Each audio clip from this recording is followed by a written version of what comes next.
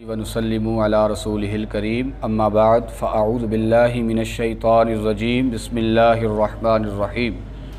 محترم ناظرین، السلام علیکم ورحمۃ اللہ وبرکاتہ۔ سامعین محترم، اللہ تعالیٰ نے تین چیزوں میں پوشیدہ رکھا ہے، تین چیزوں میں چھپا کر رکھا ہے۔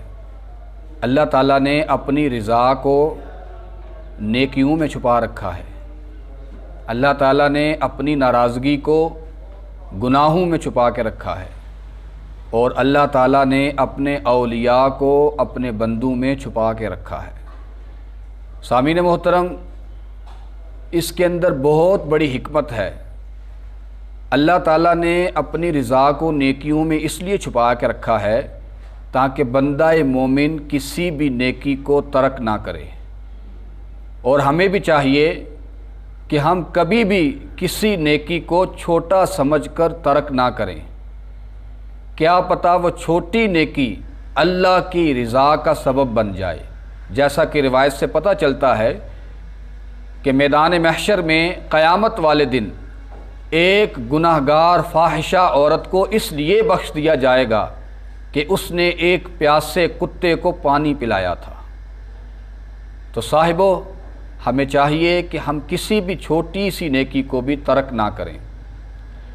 اور اللہ کے محبوب صلی اللہ علیہ وآلہ وسلم نے ارشاد فرمایا، میں نے معراج کی رات جنت میں ایک شخص کو دیکھا کہ وہ جنت کے اندر ٹہل رہا ہے اور جہاں اس کا جی چاہتا ہے ادھر نکل جاتا ہے۔ تو مجھے بتایا گیا یہ وہ مسلمان خوش نصیب ہے جس نے مسلمانوں کے راستے میں سے ایک درخت اس لیے کاٹ دیا تھا کہ راستے میں گزرتے ہوئے کسی مسلمان کو تکلیف نہ پہنچے۔ تو ہمیں چاہیے کہ ہم کسی بھی نیکی کو حقیر نہ سمجھیں اور چھوٹا سمجھ کر ترک نہ کریں۔ اور اللہ تعالیٰ نے اپنی ناراضگی کو گناہوں میں چھپا کے رکھا ہے۔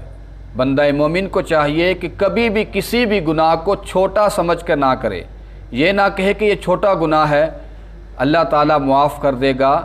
تو ایسا نہیں ہے، اللہ تعالیٰ نے اپنی ناراضگی کو گناہوں میں چھپا کے رکھا ہے۔ کیا پتہ وہ چھوٹا سا گناہ اللہ کی ناراضگی کا سبب بن جائے۔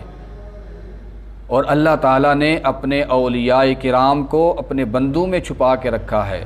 اس لیے ہمیں چاہیے کہ ہم ہر انسان مسلمان کی عزت و تکریم کریں۔